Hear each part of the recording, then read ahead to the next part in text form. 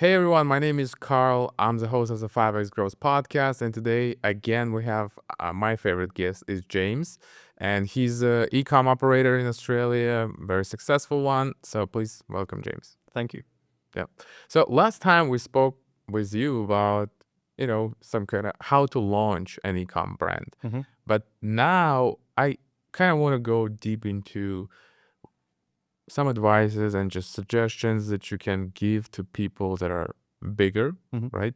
And I guess my first question would be, in the last 12 months, what added the most profit to your brand? What added the most profit to our brand in the last 12 months? Well, the last 12 months are actually pretty bad, to be honest with you. We had a bit of a down here, but now we're back up. I would say you need to constantly be innovating on the creative side. Doesn't matter how big or small you are as a brand. And you need to be, as you grow, you need to be innovating on your product development side.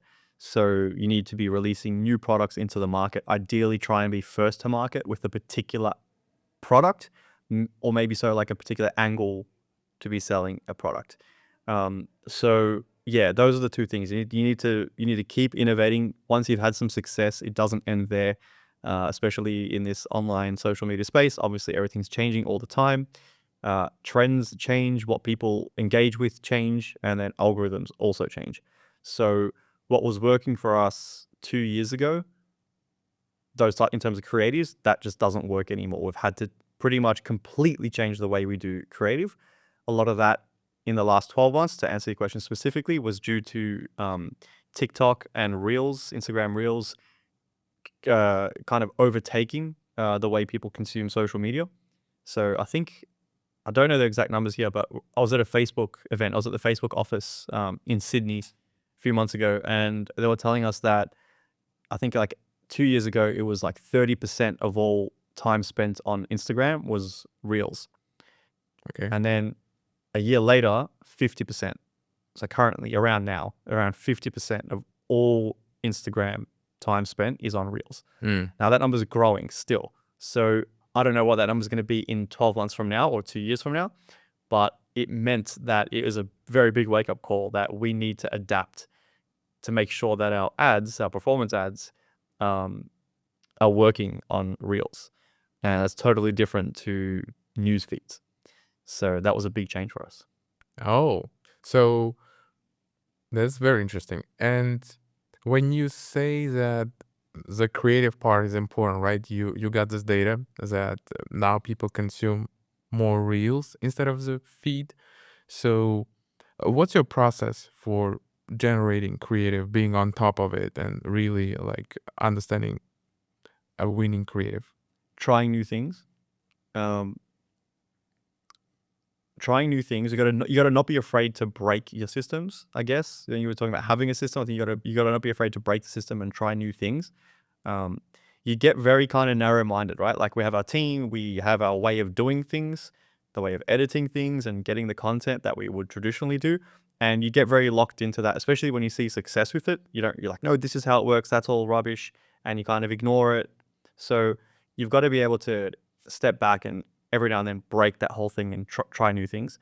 The other thing I would say is, in terms of like where to look for inspiration and direction, is find other brands that are doing well and then look at their ads. So everyone knows you can just go to Ads Manager and look at ads now.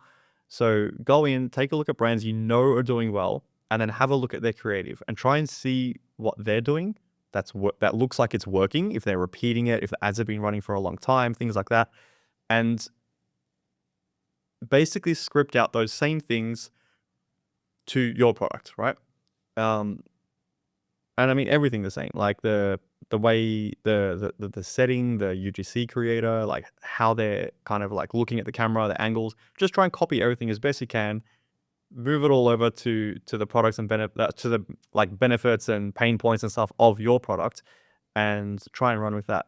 But that's probably, I mean, and this applies to, I guess, all ecom businesses, right? From zero to multiple eight figures. Mm-hmm. Yeah. And you mentioned that you just go into your competitors and you kind of analyze their ads. You get Not inspired. necessarily competitors, just e-commerce brands that you know are doing well. It can be anything. Oh, Doesn't really? have to be competitors. So like we look to like anyone that's selling anything. But if we know they're doing well, it's like, why? What are they doing? And Mm. we try and figure out why. Okay. And actually, you told me a very interesting strategy about how you protect yourself Yep. from your competitors checking your ads library. Can you share it?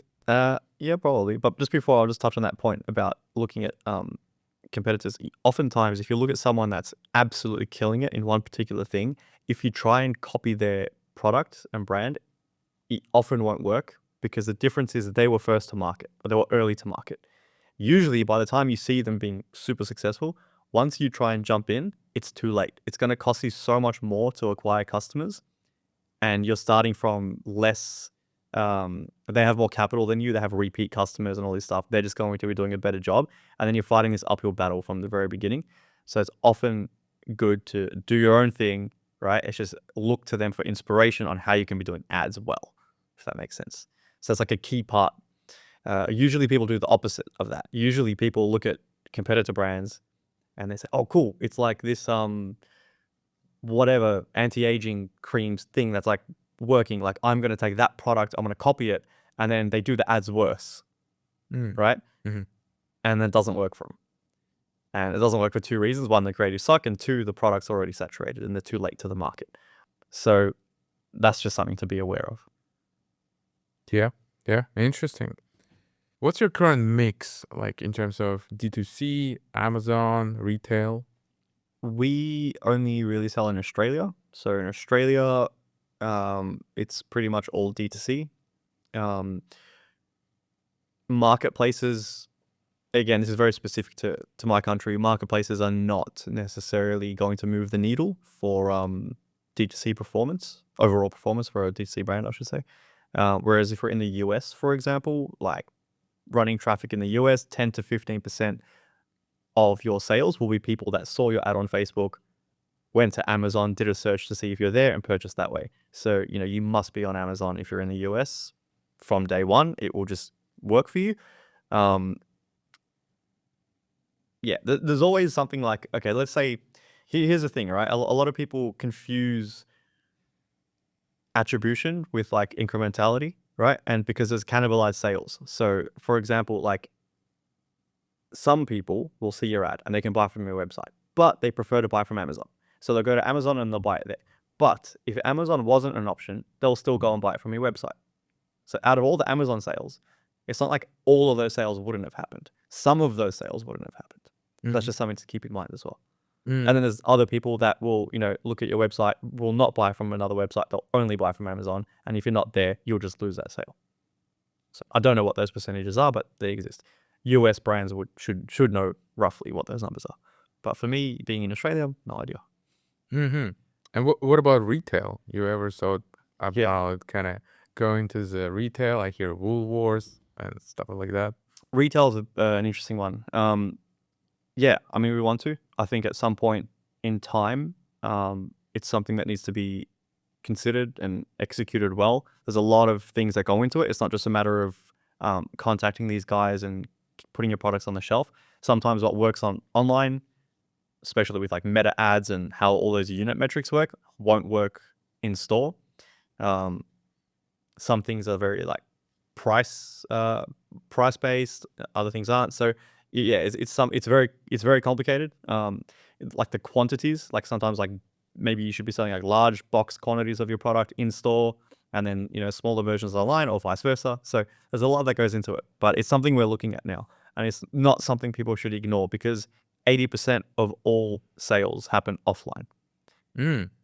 So if you just look at it that way, the total addressable market, if you include retail, is 5 times bigger than it is online. Mhm. I know. I didn't know that statistic. Yeah, yeah. Oh, so you're basically just capturing only 20%, right, of sales. Well, I don't know exactly how it works, but yeah, it's Hmm. to some degree, if you're looking at, total addressable market, most people buy things in person still. Huh. Okay. Have you tested any giveaways or maybe, Hmm. I don't know, loyalty programs? Um, Loyalty programs, not really. Giveaways also not really. It's something we do want to try. I've seen other people succeed with that, but yeah, it's just something we haven't done yet. Yep. Is there, there is a lot of hype about AI. Is there any AI tools you use, like in the operations of your business? So we use AI primarily for helping us with social media content. It helps bring new ideas, helps us find what's trending, um, helps us articulate messaging that we want to say in a much easier way, which I don't have with me right now. That's why I probably suck at answering these questions. But yeah, so we use like, Chat GPT or Grok for things like that. We also use it for research. It helps us, just find market data on things and stuff like that. But that's all. We don't get into the whole like AI operations where we like automate everything and we're trying to do this like these crazy workflows with AI and all this nonsense to like make creatives for us and do all this stuff. I think it's a lot of bullcrap, and a lot of people are very caught up in this AI is the next wave and the next big thing. Um, what date is it now? It's like where are we? We're in like July 2025. So I'm saying this now, and what I'm saying is going to be outdated very, very quickly.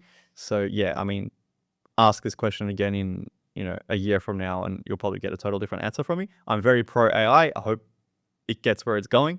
It's just right now running an e-commerce business, I think around what I just mentioned is where it should stop. Yeah, yeah. And before, I wouldn't agree with you. I thought that AI is already here, like to generate the UGC creatives, all these AI workflows, right? That generates millions of creatives. Before, I wouldn't agree with you, but now I realize, no, you're kind of right. It's not there yet. Uh, I even remember 6 months ago, one of our clients just sent us a couple of creatives they made with AI, and it was just horrible. Like these voices, everything was Yep. horrible about it. Yep. But now I see VO3 coming out, and just like the AI voices become way better. Mhm. So The growth is amazing, right? yeah. 100% agree. It's still worse than a real person. Hmm. And your creatives for performance ads in D2C should be a mix of quantity and quality, right? You got to find a balance there. Now, yes, if it was just quantity, you could use AI and just pump thousands of creatives and do all this crazy stuff to find angles and all these things. But you would need budgets of like tens of millions of dollars, a month of ad spend to like actually get anything useful from that, right? Mm, And even then, the quality is terrible, so it's not gonna work. mm, On top of that, most of these people, contrary to what they all tell you, is their workflow is more complicated. It's like, oh, using AI to like automate and like generate all this stuff so that we don't have to like do work, right? But yep. they end up with a more complex process. Like if you just find UGC creators, interview your own customers, do founder-based content for your ads, very simply edit it all back together, right? And as long as you have like good, clean, honest messaging in your ads and you piece it together nicely, you're gonna have high performing content, right? So it's easier. That's the whole point of AI is to make it like easier than doing all the UGC stuff, but it's like heaps more complicated now, and you end up with a way worse creative by the end of it. Yeah. But again, this is July This is July. 2020. This is July 2025. So, I mean, it's scary, man. Like I can't wait to see what we get from this in the future. But yeah, I don't know what's gonna happen. It's gonna be wild. Yeah. It's gonna be a wild time. Yeah, and I, Yeah. I like to make like just weird predictions, and I predict that in 12 months, 50% of your creatives for your company is just gonna be AI. You're gonna be using Yeah, iOS 3 I don't most doubt it. likely. Yeah, absolutely. Absolutely. It's very, very likely, especially for like B-roll and stuff like that, right? Like when you're Oh, trying to show and illustrate something, or even maybe like infographics, yep. you know what I mean? Or like animated infographics when you're trying to get someone to understand something in a simple way. You can have like AI create like a flowchart or something for you. Things like that would be perfect for. Yeah. Yeah. Real good. Yeah. And I agree with you. AI is there in terms of your daily life. Like on a daily basis, I use it like, Yeah. hey, give me a formula for Google Sheet. And it Yep. just like Yeah, for pumps stuff out like what that, I it's need. great. Yeah. Absolutely. Yeah. For spreadsheets, it's like the best thing ever. Yeah. Yep. One other thing with using AI right now for ads is it's always better to have your product in the ad, right? Yep. Like your product should be on the video. Mhm. And using these tools right now, even if you can get like a good person talking, again, still not as good as just a regular human. Having your product in there is even harder. I've seen some good examples of it, but just have a real person hold your product. It's so much easier. You just need a camera and a microphone and someone there. Yep. So yeah. Makes sense. I agree. And if you can't afford it, do it yourself. Oh, If yeah. you can't afford actors and UGC creators, or Mhm. you don't have the resources to go interview real customers, just do it yourself. Yep. Make founder-based content. Mhm. What did you stop doing personally that unlocked scale for you? What did I stop doing personally that unlocked scale for me? I would say stopped getting distracted chasing shiny objects Ooh. in business. Mm. So yeah, so it's very easy when you're running an online business or starting an online business because there's endless opportunities, right?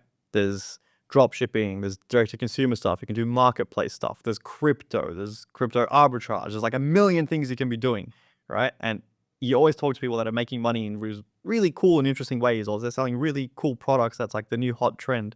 And you may have been working on something for the last 2 years in this brand, and then you see something else come along and it's just like killing it. And you're like, damn, maybe I should do that, you know?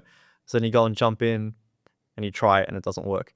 The grass is always greener. So you might look at your thing, you're like, oh, it's kind of growing slowly. It's difficult. There's all these annoyances about this particular product or industry. And then maybe if I did that, it'll just be easy, right? But yeah, the grass is always greener. Once you jump in, you realize they have their own set of problems. And that's something when we were first starting out and growing the business, I was oftentimes like, man, maybe we should try this, maybe we should try that. And usually it's just a distraction. You lose time, money, opportunity costs, and you should just laser focus on the one thing. Now, this is where a bit of wisdom comes in, because there are times where you have invested a couple of years into something, a particular brand, and you just haven't been able to make it gain traction, right? Mhm. And sometimes you need to have the wit to look at that and say, you know what, we need to do something else. We need to cut this and not waste any more time. So yeah, how do you balance that? I don't know. I think you need to give something that you think's going to work well a 100% chance. You need to give it time. But if you've gone through 12 months or 18 months and it's not looking promising at all, maybe it's time to look at something else. Yeah. Again, it's really hard. Like it took us with our brand like 3 years to get traction. We thought it would happen in 12 months. Mhm. It took 3 years for us to really get to like actual profitability. But that whole time it was kind of teasing us. You know, we're like, oh, we can like spend more, and we're like breaking even, and then this and then that. And, you know, logistics problems, manufacturing problems, like different things would set us back or push us up. But it was like, it didn't go anywhere for 3 years. It's just we had all these teasers along the way that kept us going. And then eventually we figured things out and just really stuck through it. So I don't know what to say. Like, it's very difficult to know. There were definitely times where me and my business partner were this close to being like, let's just stop this brand and do something else. Ooh. There were many times when that happened, like razor edge close times when that happened. Can you give an example? What exactly happens that you're like, let's cut it? Just times where we just were not able to spend on Facebook at all, like profitably at all. How Where long was performance that was just time? Like down. 2 weeks? No, like months, like several months. What? Yeah, you're just trying and trying and trying, and you're not getting anywhere. Other times we would have like, we've had like big logistical problems. Like, for example, we started the business in the US, right? Then we thought, oh, it's a big market, it's better, like it's 10 times bigger than the Australian market back at home. Let's do America. Okay. And that was very difficult because it's very saturated, all these other things. But we had manufacturing there. Our co-manufacturers were based in the US. Then we're like, you know what? Let's try Australia. Australian market's like maybe less competitive, or we kind of get the market a little bit better. Like, we understand Australian consumers, but we don't really we don't understand the nuances of American consumers, right? So we're like, let's do Australia. And we know what Australians respond to. So we started running ads in Australia, and we started getting success, right? So we were like sending product that was being made in the US, like inventory we had and everything was already set up. We were shipping from the US to Australia, right? Which, you know, wasn't the best thing, but we're like, if we can get some scale, we'll worry about changing the manufacturing later Mhm. so that we can improve our COGS and, you know, have better margins and make some profit and grow the business that way. Now, what happened at some point is the product we were bringing in had meat-derived ingredients. Okay. There was like powdered stuff inside of a chew that was like from beef or whatever, and Australian customs wouldn't allow it. So what happened is like every now and then, like we thought it was a bit of a gray area at the time. We didn't know what we were doing, and every like 1,000 orders or something, like one would get stopped by customs saying that this customer needs an import permit, even for personal use, like buying from the US, and they would block the shipment. And we're a bit confused about it. We thought maybe there's like some misunderstanding. Yeah. So we'd resend the order, and then eventually, like just out of nowhere one day, it was like every order almost. It just bang, like they all stopped. So customs put like a block on our brand's the name when it was being imported, and they blocked everything. So all the customers are emailing us like, hey, we can't get our orders. And turns out that we did actually need import permits, and we weren't actually able to sell that product in Australia from the US. So that was like instantly killed the business, right? Like that day, the business was dead. Ooh. Yeah. Yeah, and that was the only time we had some success. Like we had just gotten some proper traction. Like, cool, this works. And then How many years into the business this happened? like a couple. Ooh. Yeah. Mm-hmm. Yeah. And then so that killed the business. And then we're like, okay, what do we do? We need to look at doing this stuff in Australia, but there weren't really manufacturers that were making that type of product in Australia, so it was very difficult to do. So we had to come up with a different product that kind of solves the same problem. Ooh. I won't get into all the specifics because it'll bore you, but basically we had to just like innovate a little bit, change some things around so that we could make it in Australia. We did that, then we ran. That's the first time ever we got proper traction and started making proper wages out of the business. So this is super interesting for me. Let's say the custom said, that's it, you're done. Mm-hmm. All your orders are there. And how many units were like?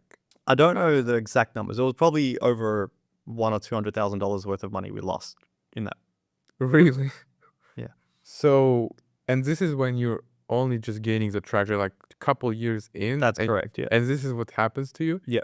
So when you said that the business was dead, what do you mean? So what did you do? Like, what did you tell customers? What happened? Like, well, we had to refund all the customers. So that's where that loss came from. Mm-hmm. And yeah, then we had to have no sales. For how long?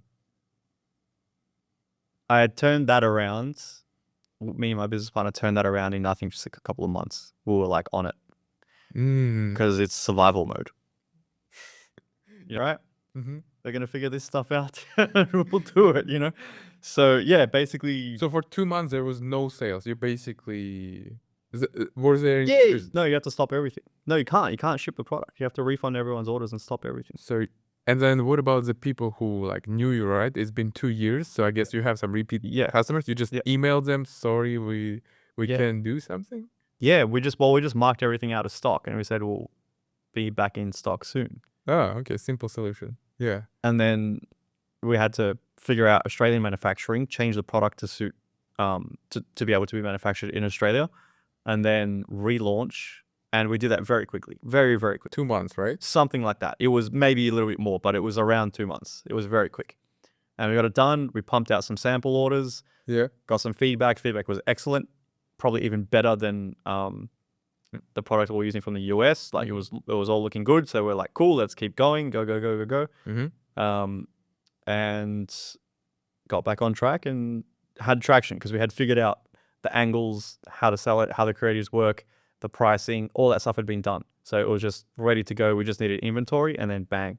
That's when we had our first success. This is like a couple of years into the business. Mm-hmm. And then, you build up, you need to use your profit to kind of fund more inventory and keep going. So then, another year or so after that, we could probably say at that point, we could take some regular wages out of that business and pay ourselves. Mm-hmm. But it took that long.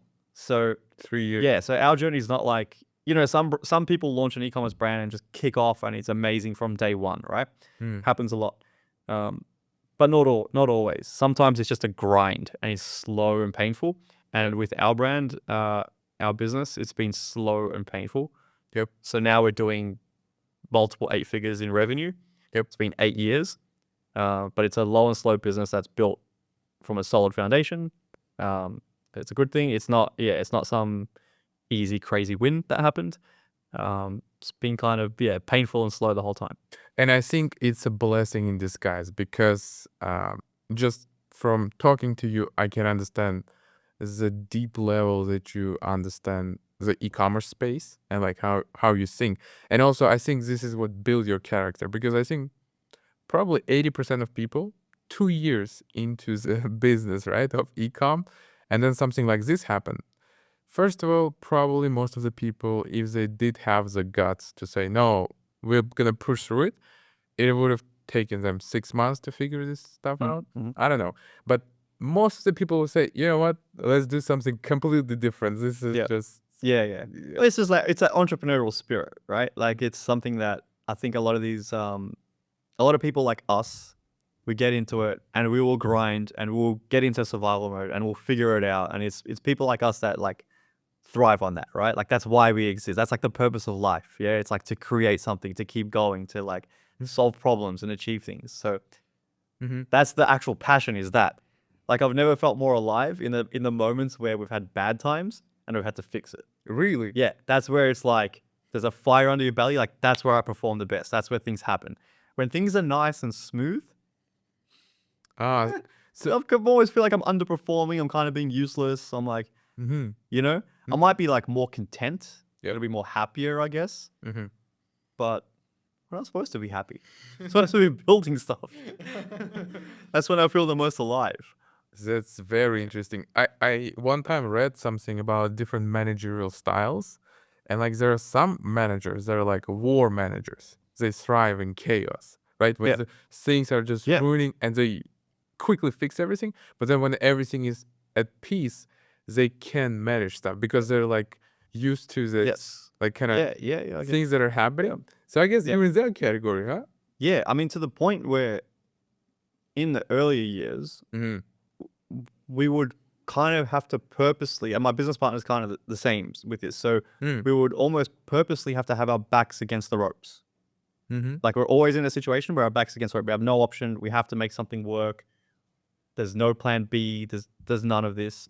So again, that's where we thrive the most, and that's when we have the most success. So I don't know. Like, yeah, it's probably not the most healthiest way to like build your character or a business. But that's just how we knew how to do it.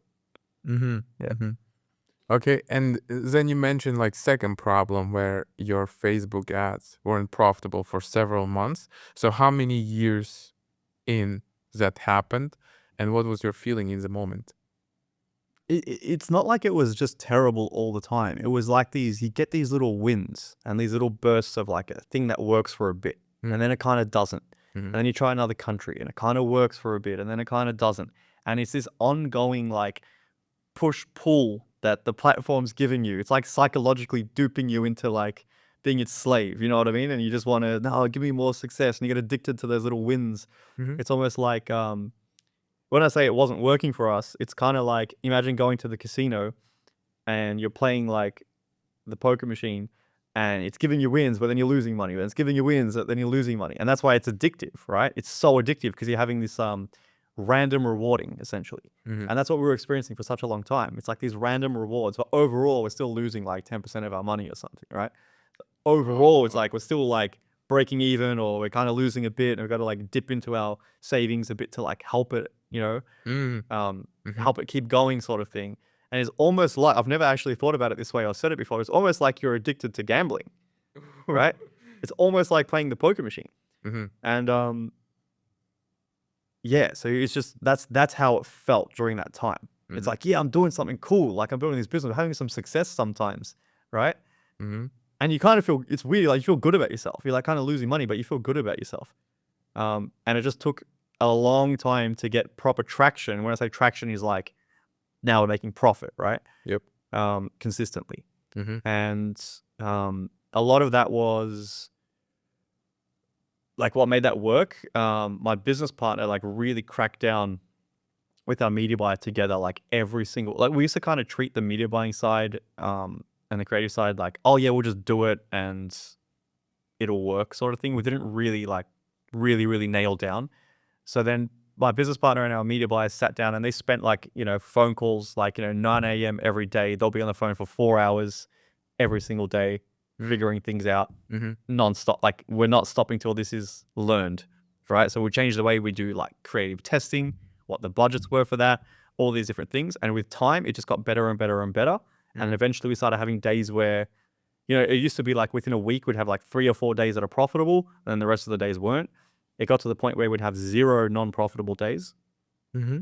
And then from there, it inched up over time. Mm-hmm. But I think it came down to like making the decision that like the Facebook ad account and the creatives is our business, right? Mm-hmm. That's it. Like that is our business. And it's like, we need to be there constantly. That's all we do. That's all we care about.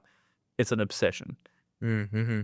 It's not something you can outsource. It's not something you can have an agency do for you. Maybe. No, it's okay. You know, Yeah, I can understand it. Yeah, for sure. unless that agency also lives and breathes just, you know, performance marketing. So that's that's where we can maybe cut that bit out. No, because I agree with you.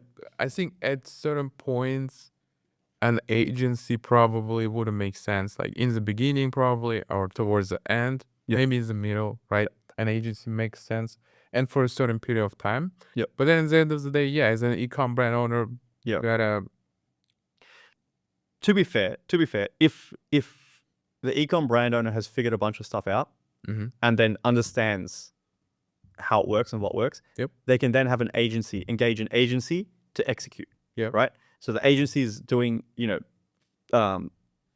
the UGC stuff, coming up with scripts and all these things, but you're talking to the agency a lot, like, once or twice a week. You're making sure that they're on track, doing things the way that you know work, Mhm. right?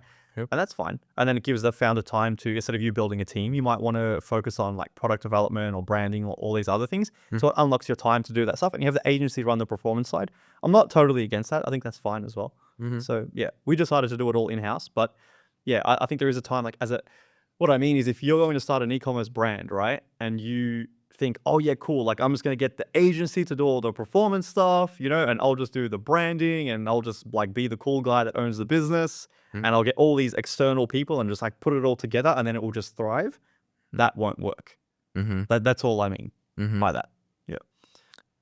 Yeah, I agree. For example, a lot of times when I come into Facebook ads accounts or Google ads accounts, when the founder doesn't understand it, it's very easy to, like, the agencies basically feed on that, like leeches, and they're like, oh, we're launching a PMAX campaign on Google, right? And it's 80% brand traffic. Yes. So if a business owner doesn't understand these things, they can't right, figure it out, and they're just like, oh, I'm focusing on the product, on the operation side, and so on.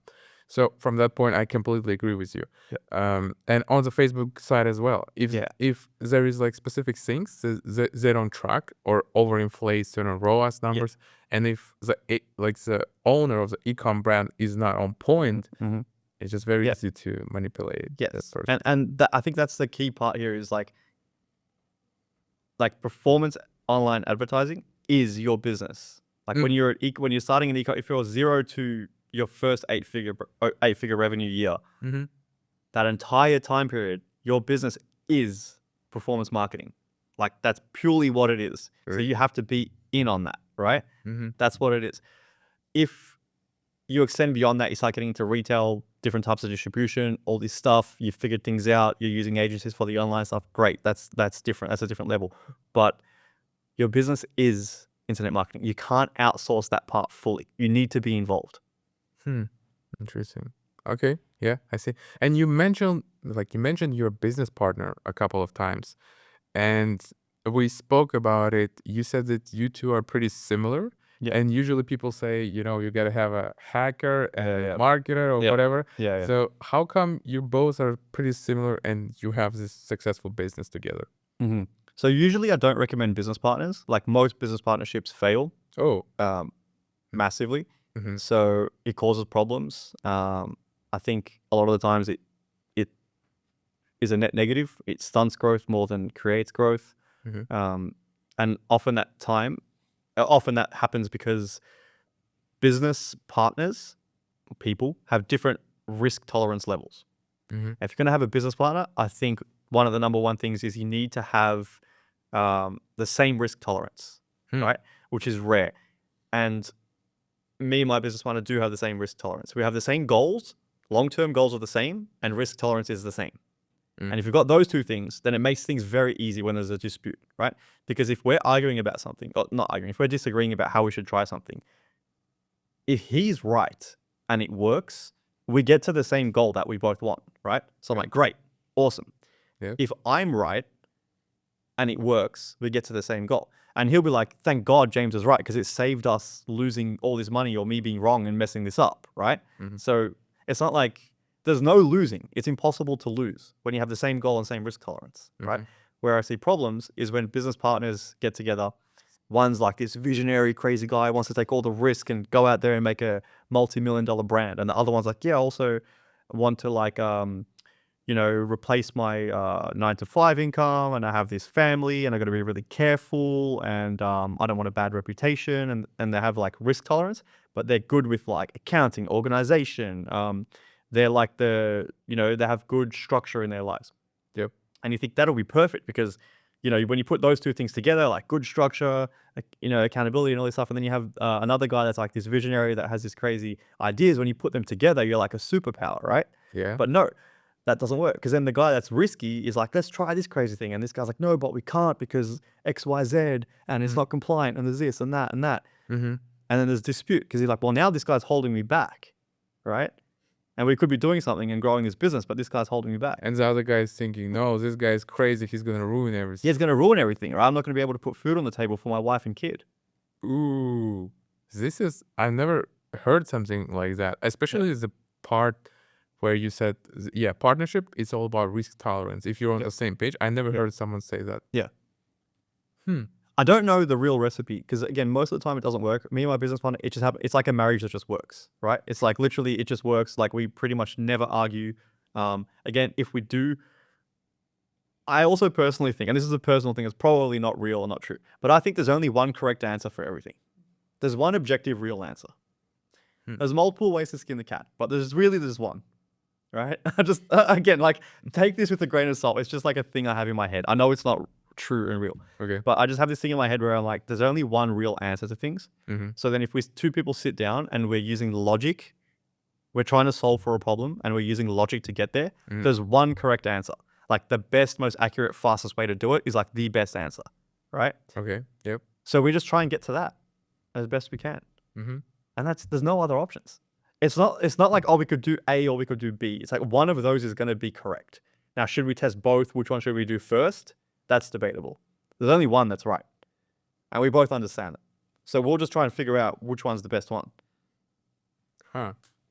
Okay. That's like really simplifying things. And I know it's not super accurate and you can like pick that apart in many different ways. Yeah. But ultimately, there's one way to do things when you both have the same goal and risk tolerance. So then you just debate that and use logic to figure it out. Okay. All of our disagreements are solved with just pure logic. Like as if there's a computer program here, how would it do it? And then we just follow that and accept that. Interesting. Logic is our religion. Okay. Yeah. Makes sense. What's a single weekly meeting that you'd never cancel, and what's on that meeting agenda? Have you ever heard of EOS? No. So EOS is like they call it the entrepreneurial operating system. It's like a operating system for businesses. I forgot the name of the author, but the book's called Traction that explains it really well. Oh, I read it. It's called Scaling Up. Yeah, you read Traction. Okay, so then you know about EOS. The whole thing is EOS. Oh, yeah. You know what? When you read something like 8 years ago, and when you read it from the theoretical stand, right? I didn't have no traction, no business. Just like we said right at the very beginning of the podcast, right? It's like you understand something to one level. It's the same advice, whether you're 0 to 1 million or whether you're like 10 million to 50 million. It's just you understand it differently. But it's the same things being said. That's why these podcasts are so hard sometimes. It's like, how do we speak to someone that's just starting out versus like some advanced guy? We're basically saying the same thing. It's just understood differently. So yes. Yeah. So we don't like fully follow EOS, but we like it a lot, and we implement parts of it. But there's like a weekly meeting we do where we look at our numbers. So we have like numbers and a target, and these numbers are the most important numbers in the business, right? It's like revenue, profit, how many ad creatives did we make, like things that move the needle. things that are very important, like what's our review score, right? Make sure customers are happy, like things like that. We need to, things that are very important for us. And in those numbers, you should look at things that could be forward leading indicators, which are numbers that if they start going bad, you can proactively make changes to improve them before the business starts seeing negative effects, right? Review score is a perfect example. If the review score starts dropping over time, that's going to lead to negative like ad performance, negative profit. People want refund. Like it's going to cause problems, right? Oh. But if you see it early on, you can say, hey, what is it? Let's fix this quickly. So you want to be like monitoring that, right? So anyway, same with we pick all the 6 or 7 most important numbers. Don't overcomplicate it. And then it's called a level 10 meeting on EOS. You can look this up. You can download summaries and it will tell you what it's about. But basically, we look at these numbers. We track it weekly. Then we move on to basically like what are the current like issues in the business, right? Identify what the solution is to fix them. And then we kind of have like a to-do list. And then we go over the previous week's one. So again, I won't get into, it'll take too long to explain it all, but we have this like very important weekly meeting. It's called a level 10 EOS meeting. And that's something like any business can implement at any size. And it's probably the most effective thing you can do. Okay. Yeah. This is a great answer, actually. I really liked it. I gotta go and reread the track sheet. 100%. It definitely works better when you incorporate the rest of the EOS system. It ensures that the problems you're solving are the correct ones when you do the rest of it, because you got to look at things like, it's basically just kind of planning, right? Like look at like what do you need to do, you know, in the next 3 months, 12 months, 5 years, 10 years sort of thing, like kind of. And then you break everything down from there all the way down to these weekly meetings. And once you read it, you'll kind of understand it all makes sense. And it's actually very efficient. It's not like bloating bureaucracy within a company or anything like that. It's just very much direct to the point stuff that matters and moves the needle. So yeah, for us, that level 10 EOS weekly meeting is the most important. So can you tell me about a tool you'd buy again tomorrow, and that's like one of the most important ones in your business, and the one you'd never buy again? A tool. First one that comes to my head, because probably a lot more, but just the first one that comes to my head now is an app called Lifetimely, which is a Shopify plugin that you can put in you can connect all of your ad accounts. So like connect Facebook, Google. It pulls the ad spend. You connect to Shopify, obviously, so it pulls your revenue. And then you put in all of your costs. So you put in your product costs, the shipping costs. It can be product-based shipping costs. And you can even put in like custom costs, like external things. You can put in all of your overheads, like office rent, wages, everything, right? You put all your expenses. And it's basically like a profit and loss expense tracking app, but then you get access to your profit and loss in real time. So, you know, you just click on like, you know, yesterday's date, and you can see like, cool, like here was our revenue. This is how much we spent on ad spend. This is what our COGS were. And this is what our net profit is. We can look at contribution margin. We have everything. It shows us our new customer ROAS. It shows us all different kinds of metrics. And it's there. It's once you've set it up once, it's kind of ready to go. And yeah, you know your numbers, which is probably the most important thing. And what's something you'd never buy again? Never buy again. Good question. Never buy again. Honestly, like we're pretty lean on tools and software. We try and, there's no one particular major one. I don't think, it probably is, I can't think of it right now, but normally we try and every 6 months to a year, we try and kind of look at like, what are all our subscriptions and what are we not really using, and try and cut things we're not using, because it gets out of hand. Like once you start running, it's very quickly your business will get to 7 figures. If you found a product market fit, creatives are working, it's not hard to get to 7 figures of revenue. And when you do that, in that process, you're going to sign up to all these tools and all these different things, and you forget about them. And it very quickly leads up to several thousands of dollars a month. Very quickly. Yeah. Right? And yeah, a lot of it, if you just cut it, that's just net margin back in the business. So very, very important to stay very, very lean. Yeah. What risks you're gonna take in the next 12 months, and what would be the kill switch if it backfires?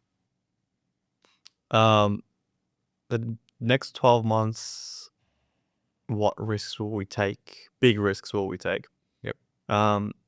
Most likely some product development stuff. So we're releasing like a new product that may or may not work very well. There'll be quite a lot of capital outlay. It could potentially damage the brand if it's not done properly. Pulling the pin, I think, is easy. I think once you see if something looks bad, like let's say the product itself is bad, it's very easy to pull the pin. Mm-hmm. And we're in a position where if we're not happy with something, we can pull the pin and then just mark any excess inventory as a loss Mm-hmm. and just get rid of it. We'd rather do that and protect the brand. Other things would be like retail, like getting into retail. That I'm not sure. We'll have to see how that goes. I'm not sure what their terms are like. Sometimes they have like crazy payment terms. You got to output a lot of inventory. That may hurt, but it is some risks we're willing to take. Pulling the pin, yeah, I guess that's just something we have to just play it by ear and just see how we go. Mm-hmm. So if you have to hire someone in the next quarter Mhm. to unlock some crazy profits, what role would that be, and what would be the KPIs in place, do you think? Hiring someone now at this stage to unlock crazy profits, Mm-hmm. it would probably have to be new product development. Mm-hmm. So this person would be looking at like top selling dog products, looking at other competitor brands, seeing what's working and what's not, then sourcing and manufacturing small batches of that product, Mm-hmm. figuring out what angles we should be using in our marketing, and then collaborating with operations and marketing team to launch these products and see if they work or if they don't work. And not every single one's going to be a crazy winner, but if this person's on board for a year and they release 5 or 6 products, hopefully one of those grabs a decent amount of traction, which moves the needle in the business. That's probably the number one thing that will move the needle in the business is new products. Mm-hmm. And actually, you to this day didn't hire this person because we spoke about it probably a year ago. Yeah. But you did do it yourself, right? With this new product that you came up with, and it's like doing Yeah. well. Yeah. There's yeah, that's right. A little bit poor execution. Probably should be hiring for this. Probably should have done it a year ago. Mm-hmm. But we'll do it now. And in saying that, it's probably a good idea that we've jumped in ourselves again to product development. I've learned more over the last year, quite a lot more. But it's not an excuse because I could have had someone working with them together and both of us could have been learning this as we go through it. So yeah, there's no reason why I shouldn't have hired someone a year ago for this. Actually, this is what I wanted to ask you. What was it like after basically years, right? You were selling kind of same product, right? Or maybe innovating on it, like adding some new stuff. But this new products that you launched, right? It's like completely different to. So basically, you did the product development role, Yep. while trying to basically double your business. Yep. And what was it like? Like because you basically had to be in the trenches. And when we spoke about, the point where you said, well, I'm not sure I'll be. We're doing like different stuff at this Yep. point. I'm not sure I'll be able to give some advice to people who are only starting. Yep. But actually, what you did, it's actually for the people who only starting, right? But now you have all this experience and of course the capital Yep. to do stuff. And so tell me a little bit more about like how you did it, what you did, and what are some of the insights that you're like, oh wow, this is interesting. For like the new product development side of the business. Mm-hmm. Honestly, like nothing super crazy that I learned. It's just more just executing efficiently. Mm. I think my natural, what I'm used to and what I'm comfortable with is doing things myself, which is not a good thing as a business owner, right? So, I do the wrong thing where I'll just go in and do it myself. I should be hiring for it. I should be bringing someone on board, and then I can still be in it with them, and we learn together, right? And we develop SOPs and we develop a system together. And I think that's probably the better way to do it, Mm-hmm. rather than, again, I'm not like a HR, I'm not like a hiring person. Like I don't know our business. We have less than 10 people in the whole team, so I'm like the wrong guy to ask about how to hire and build teams. But I think the better way to do it, because I think traditionally people think they should build out like a full-on process, have the job role fully figured out. Here's the SOP, here's exactly what you're doing, here are the KPIs, and then they hire someone for it and get that person to go and execute that thing. I could be wrong, but I think my size business, small team, very agile, We bring the person on board. We have an idea, a good enough idea about what they'll be doing, but then we get in there and we learn. And we get this person to come up with the SOPs. So they're writing the SOPs for themselves, right? With us together. I think that's a better way to do it. That way they're actually like accountable to it, and they feel like they're the ones created it. So they're like happy to kind of like use that as their as what they're aiming for, their KPIs and everything. And I just think it's a better way to do it at a size as small as us. So that's kind of how we want to do it now. I want to bring someone on board. I'll be working with them on new product development the whole way through, and we'll be developing the SOPs together, the KPIs together. We'll be discussing and learning what works and what doesn't work together. And this person will grow into that role with time. And and you're not gonna have any bottlenecks. So let's say this person keeps coming up with new products, Yeah. right? But you gotta do like Bottlenecks are great when you know what they are. Mm-hmm. Bottlenecks are the greatest thing when you know what they are, because then you know what you need to hire for, and you know what their SOPs are already, right? That's perfect. So ideally, we want to get to a situation where you have a bottleneck and you've identified it. That's great. Then you know exactly what needs to be done. But I think what happens a lot of the time with these small teams and small businesses, and especially in e-commerce, is you don't know what the bottlenecks are, because you're trying to still figure out what's actually working and what's not working, right? You're like, there's a lot of guessing going on. So you're trying to figure things out still. And then once you identify, you know what the real bottleneck is, great. Now you know what to hire for. What do you believe about scaling an e-com brand that most operators disagree with? What do I know about scaling an e-com brand that most operators don't agree with? And what made you double down on it? Maybe you got to be first order profitable. Mm-hmm. I think surprisingly, a lot of people don't actually believe in that. Okay. Maybe more so now, but a few years ago, there was a lot of VC money and private funding going into e-com brands. And the idea was, let's pump as much of that money as we can into customer acquisition unprofitably, grow to a super large market share. And then from there, somehow, with operating efficiencies, lower COGS, and brand awareness, and just being like the dominant player in that field, they would get to profitability. And I haven't seen any examples of that.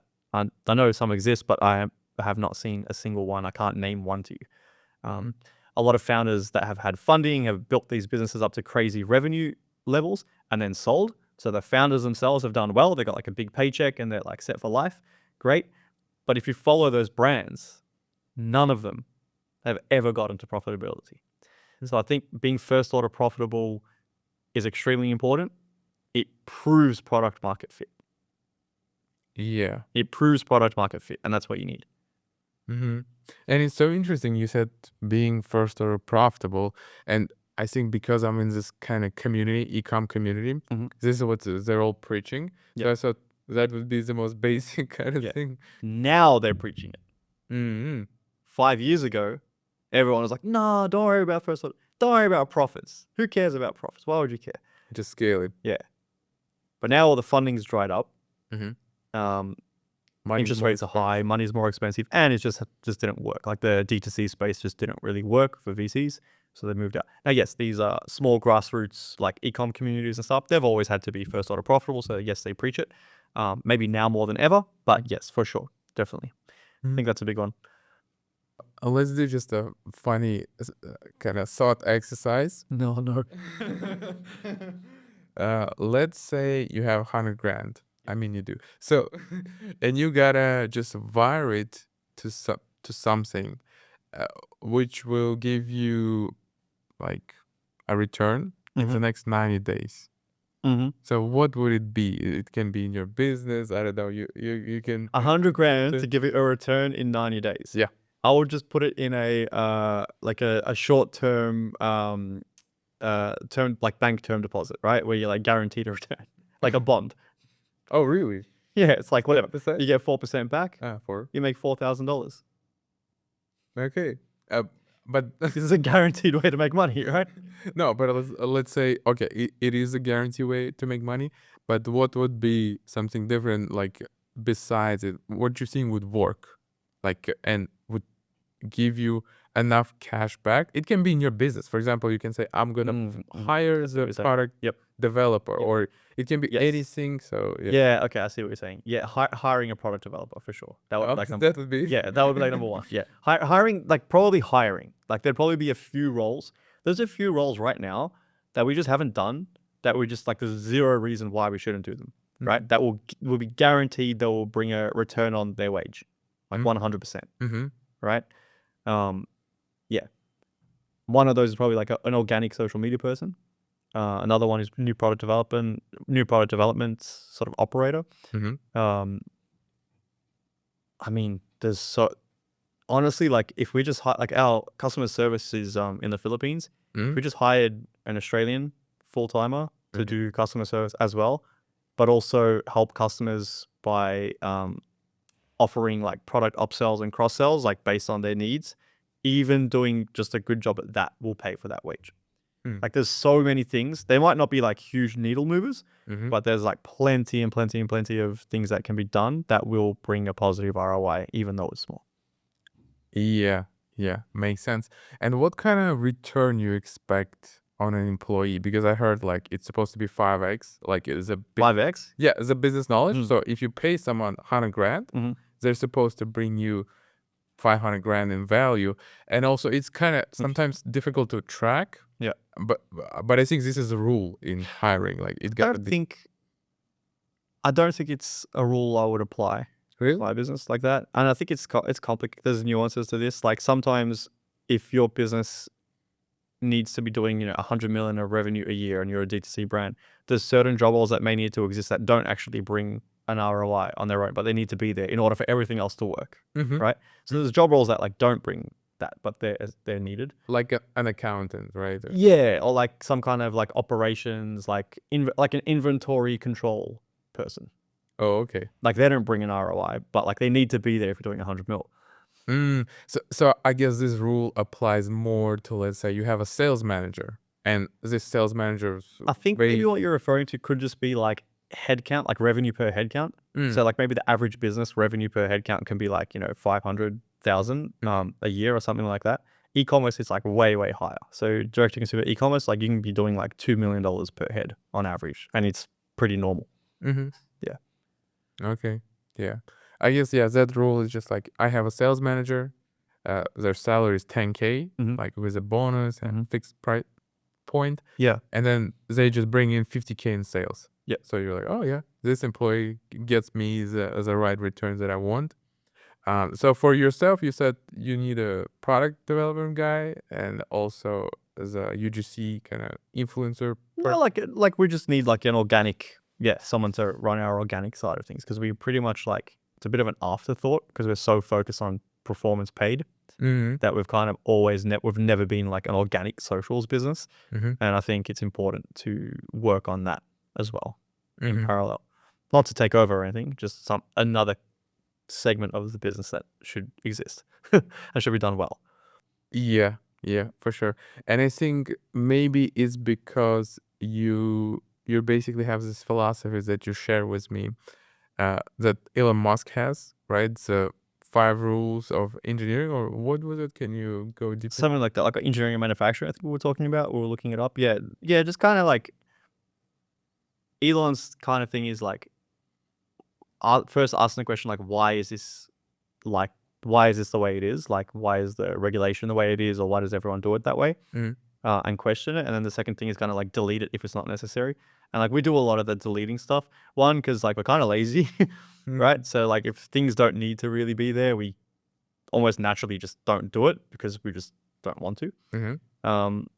But also we take, both of us, me and my business partner, like very, very much so take that on board, like delete things that are not necessary.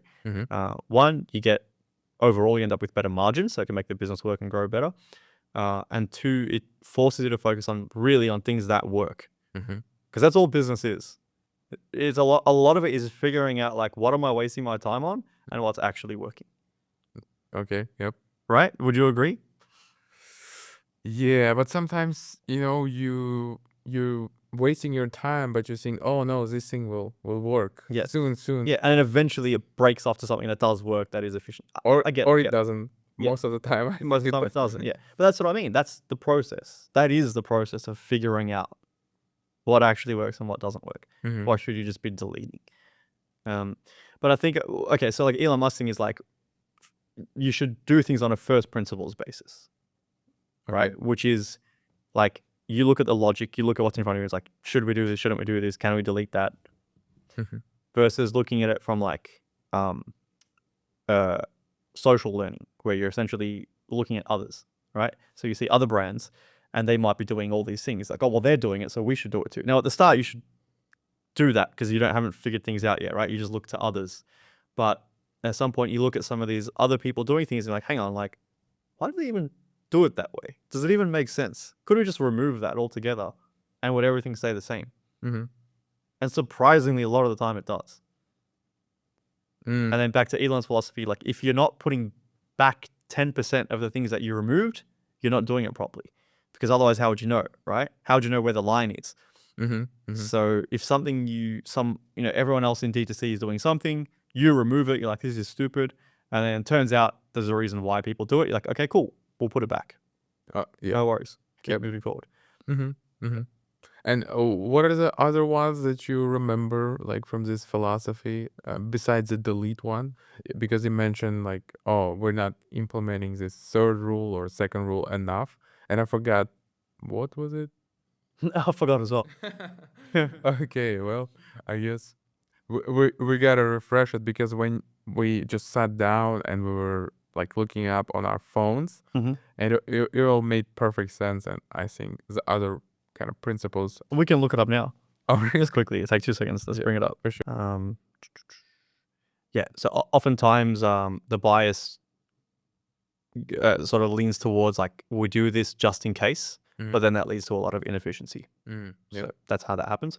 Number 3 is simplify and optimize. So only after questioning requirements and deleting the unnecessary parts, only then you should look to simplify and optimize the process.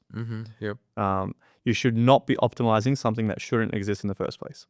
Oh, okay. Accelerate cycle time, speed up the process, but only after completing the first 3 steps. Mhm. So, because then otherwise you're focusing on trying to, I guess, improve the speed of stuff that shouldn't exist to begin with. Yep. And then the last step is automate. So only after you've done everything else, you've simplified it, you remove things that don't matter, only then should you automate the rest of it. Whereas I think a lot of us, especially in the online world, we just try and automate everything all the time. But then most of the stuff you're trying to automate is like ineffective and stupid anyway. So what's the point? Oh, yeah.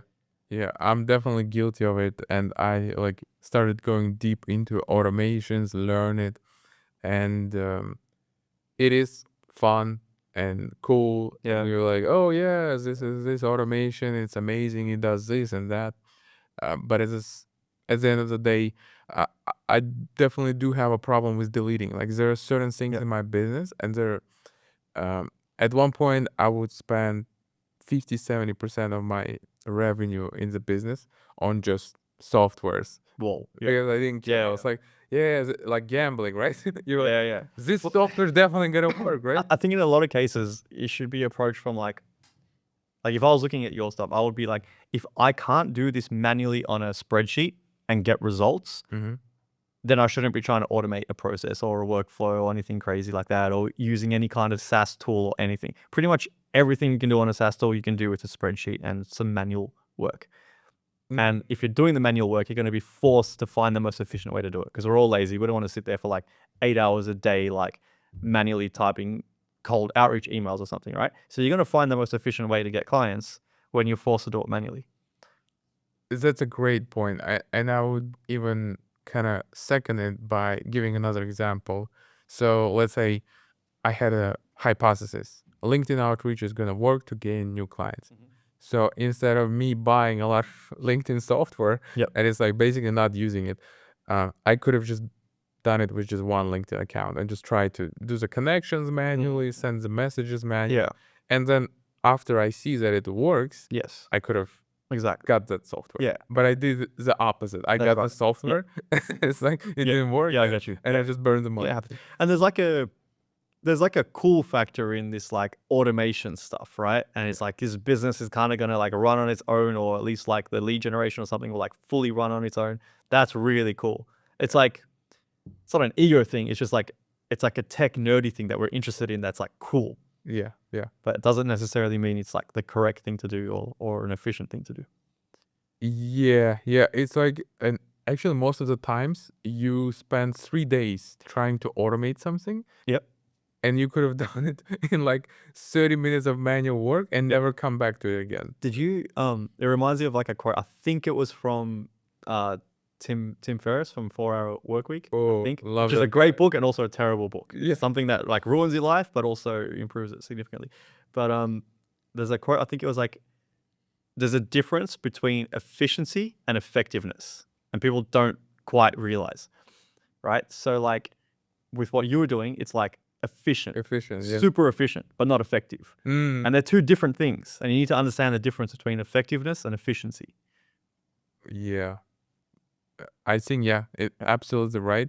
And sometimes it just takes a lot of time to figure out, right? Something that might be on the surface for Yeah. some people, uh, and you try to reject it, or they tell you and you try to you kind of agree, Yep. but then you never change your Yeah. behavior, right? Yeah.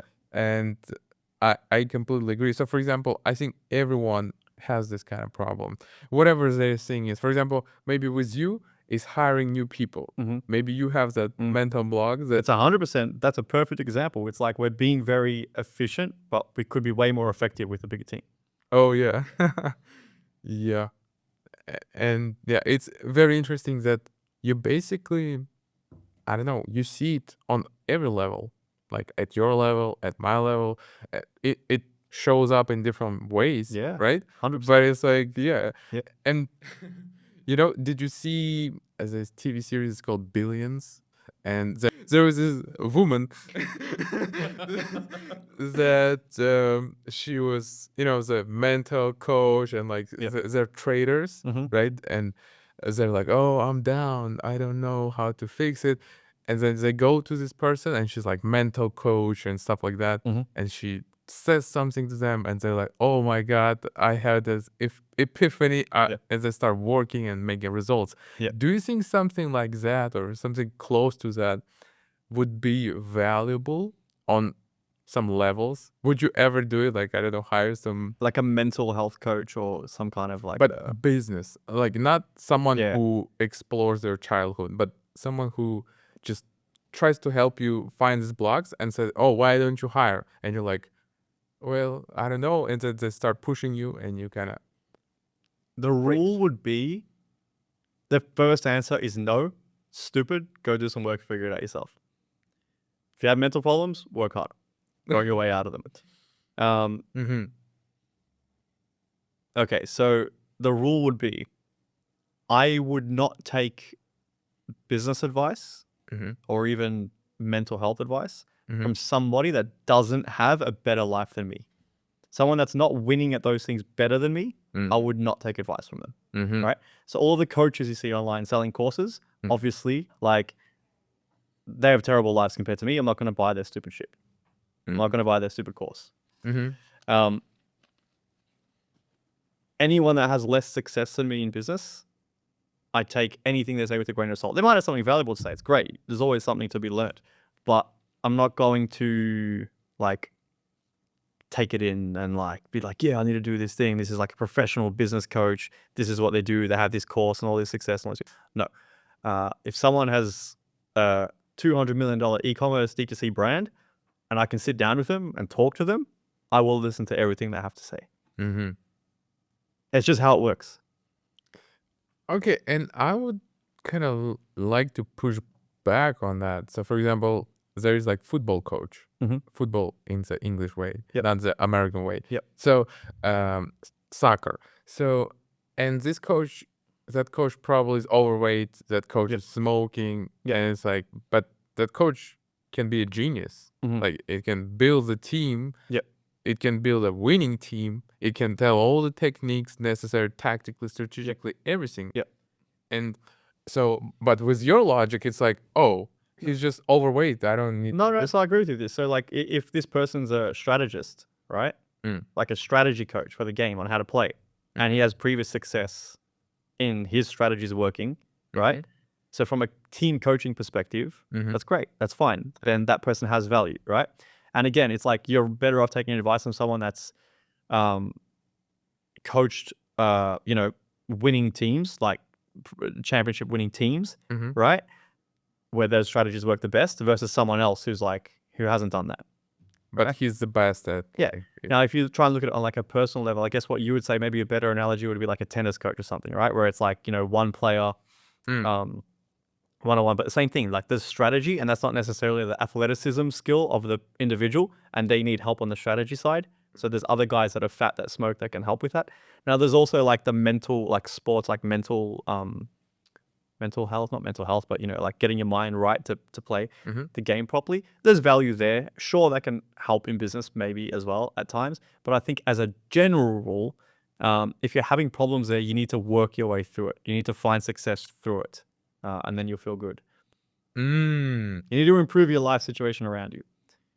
So you're saying even if it takes like longer Mhm. than what would have taken with this external person that you don't really respect, but they're still there and like doing some live coaching, it's still better to just do it yourself, even though it's kind of late and you could have I don't done it. agree that it's late. I think these coaches just don't get results.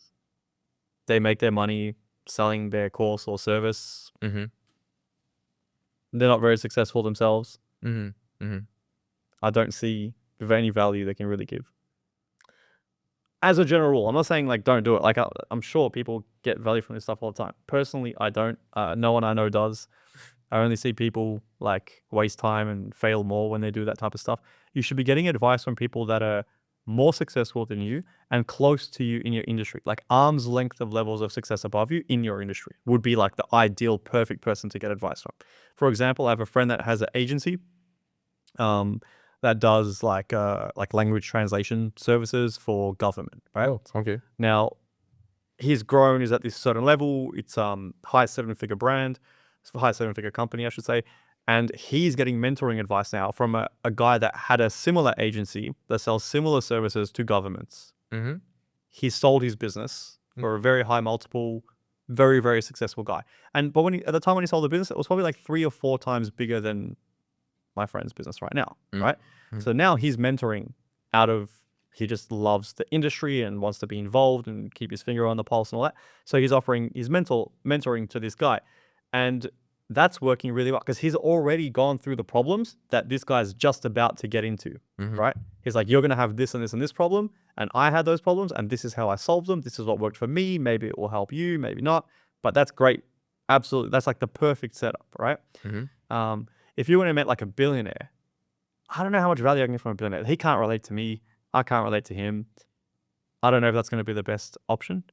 And then again, also, you interact with people that have smaller businesses than you. It's not like some ego thing, like, oh no, like screw you, you're like lower than me.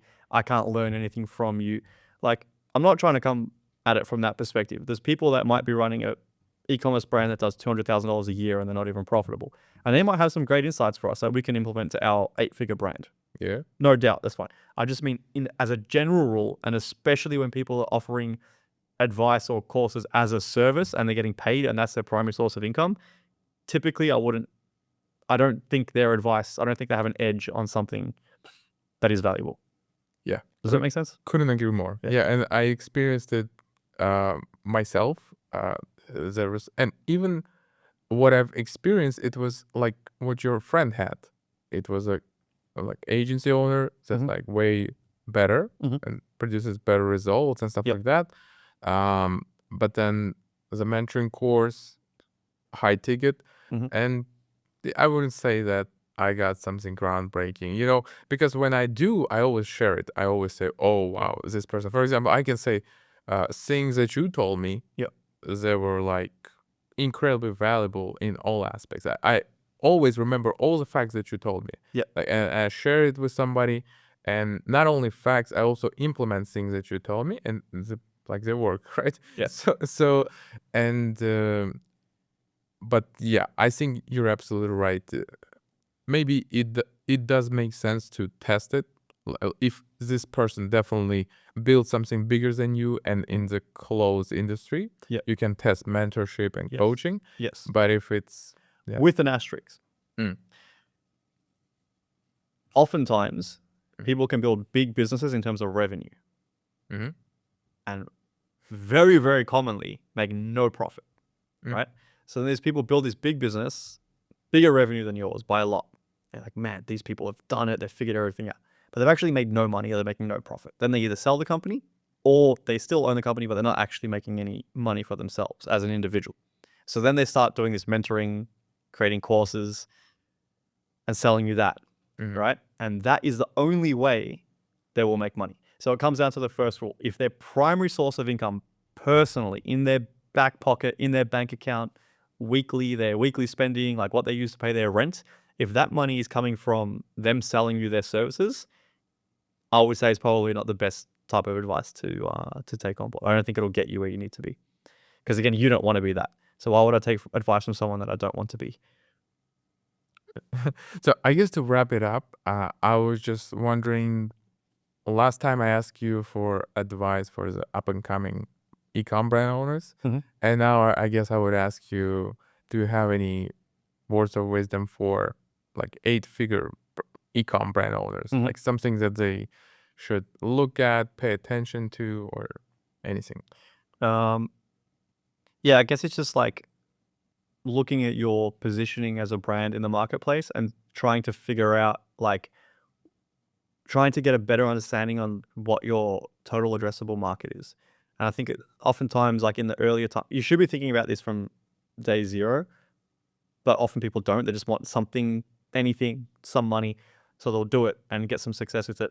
But then as you grow, it depends on which market you're in and the market size. But I think it comes to a point where you got to start thinking about what the total addressable market is. Like how many customers can I actually acquire before I can't cap it out for any particular product. And I think it just gets very important to start focusing on adding more SKUs to the brand, increasing total addressable market. I think that's like probably one of the bigger northern stars you should be kind of like aiming towards as you get into the 8-figure range. Well, I'll note that down once I get to the 8-figure range. Hopefully. Well, James, thank you so much for coming to the podcast again. Always a pleasure. It's been incredibly valuable. Can't wait for the next year we meet again and do this again. And yeah, it's been a pleasure. Sounds good. Thank you. Appreciate it. Hey guys, it's Karl Karapetian, the host of the 5S Growth Podcast. Today we're going to talk about what it really takes to build an 8-figure brand, the highs, the lows, the mental health. It's going to be a wild ride, so get excited.